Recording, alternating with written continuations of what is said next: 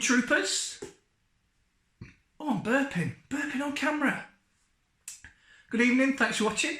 This is Monday Spotlight, where I show you something that I own or something I've got, and in the hope that you'll go, oh, that's really cool, or I want one of them that he got, that's cool, or even ideally, I think that guy's pretty cool because of all the cool things that he has in that man room of his.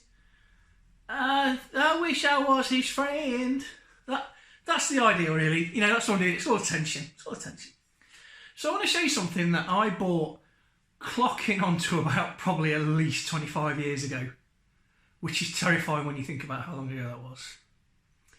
Now, I've always been a fan of weird things that, the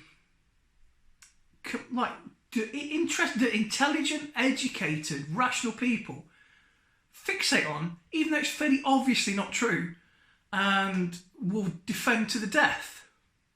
For example, Arthur Conan Doyle, who wrote the Sherlock Holmes books, who was obviously an intelligent guy, by any measure, one of the most famous authors of his day, was obsessed and completely taken in by this thing that was called the Fairies at the bottom of the garden. It was two little girls cut some fairy pictures out of a magazine in the 1930s, stuck them onto little twigs and put them in trees, took photos of it, and half the world believed that they'd really taken photos of fairies. And the other half went, oh, you thick or what? Like today, with flat earthers. Of course the earth's not flat. Are you thick or what? Oh, you thick? It's not flat. Go on a plane, bruv. Look out the window, you can see. You go that way long enough, you come back that way. It's not flat. It's a ball, you thick or what? Like the moon, you can see it. So anyway, another one of these things that normally quite intelligent, educated people get wrapped up in and believe is this thing called phrenology. Now, I'm going to show you now the item that I'm talking about, and you'll probably recognise it if you have a certain age, because it was quite popular, very late 90s, early 2000s. I think Ross on Friends had quite a large one in his apartment. You've probably seen that before.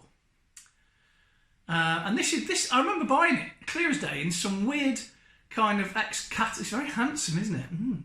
Weird kind of ex-catalogue shop. And I remember there was two. And there was only two left, and there was this one where all the transfers and everything are all in the right place, and there was one that was all slipped and rubbish. And I'd seen the slipped and rubbish one first, and I was quite disheartened because I quite wanted it. Because you know when you're young and you're in that mid-teens where you've got rid of all your kids' stuff. Yes, I got rid of all of my kids' stuff. You get rid of all your kids' stuff, but you haven't bought any adult stuff yet. So it's probably a time in your life where you don't have that many possessions because you're transitioning from child to adult. And you want to fill your space with nice things and things that reflect you, or things that you think give you personality and make you interested, even though you don't really understand them. So I bought one of these, and I really like it, and I really like the false science behind it as well. Now, phrenology is not to be confused with craniology, which is a genuine medical thing, the study of the skull and the brain and the bones and the way it all meshes together and the jaw, you know, and that's a genuine science. And then there's also something that I can't say the name of them, but you know them German guys in the 30s with the armbands that didn't get on with Indiana Jones, them guys? Well, they, before the war, before the unpleasantness, they went around the world, all over the world, and they went to every race and they started measuring skulls and width of noses, width of eyes, width of mouth, and I think they were trying to prove something. And I have a feeling in the end it didn't really pan out, the data didn't, what they wanted, but they didn't care. And that also brings that philosophical question of, is it okay to use data that they got the way they got it, but it saves lives today? Don't want to get into that, but it is interesting because the people that suffer for nothing if you don't use it.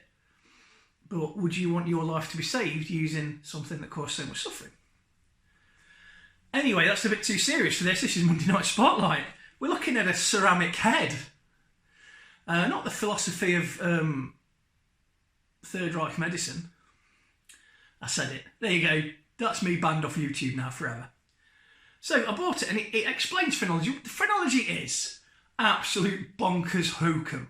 But what he's saying is that the bumps on your head and the shape of your skull can be used to analyse your personality and your traits, and your general humanity can be judged by the bumps and lumps on your brain, on your head, on your noggin. It's absolutely bonkers. But it took in a lot of people, and these were, in the era, in the sort of, when was this? When this first came out, I would imagine late Victorian era, because that's when all this, mine's gone blank, deal with it, Google it yourself, I'm not your teacher. So when this came out, this was quite popular among the oddballs in society, the intellectual oddballs, communists, flat earthers. How is it flat, bruv? Are you thick or what? Are you thick or what? It's not flat. And so to look at it really, you look at the two hemispheres of the head, and it's a big fan of the left hemisphere. I don't even know if this is the original phrenology details on it, because like I said, that first one I bought, the first one I looked at, the transfer had slipped. So for all I know, this is completely wrong. But it's a really nice object, and I've had this all of my life pretty much, and when I've moved house or I've decorated my room, it's always one of the very, very, very first things that I put in prominent place. And it's not even in the man room now, it's in the front room, because it's one of those things that make you look a bit interesting and give you a bit of personality. So when visitors come, they're like, what's that? And you're like, well, it's a phrenology head. You can study the bumps on a man's head, and that can tell you whether he's musical or good with children or brave or intellectual. Of course it can't. Of course it can't. But that's my phrenology head. And it's worth Googling, Wikipediaising and reading up into it, because it's a really interesting subject. And it's just one of them things, one of those kooky bonkers ideas that come around every now and again, that people latch onto, that getting traction with intelligent people. And then all of a sudden everyone goes, oh yeah, that's rubbish. And then they move on, But it's a really nice object, and I'm really proud of it. And I suggest, if you like kooky, weird stuff, Google phrenology, and that's how you spellerise it. Yeah. Okay, that's all I want to talk about tonight. Monday Spotlight is not, you can watch now, drop it and break it and weep. Own something for 25 years and just break it. Anyway, so that's the video for tonight. Phrenology, really interesting, I think. Hope you enjoyed it. If you did, like and subscribe and hit the bell so you get new videos. As ever, I've enjoyed doing this. I hope you're liking it. I hope you're liking the new kind of TV screen vibe. And hopefully we'll be back midweek for another video that I know you'll enjoy. So, thanks for watching. Bye-bye!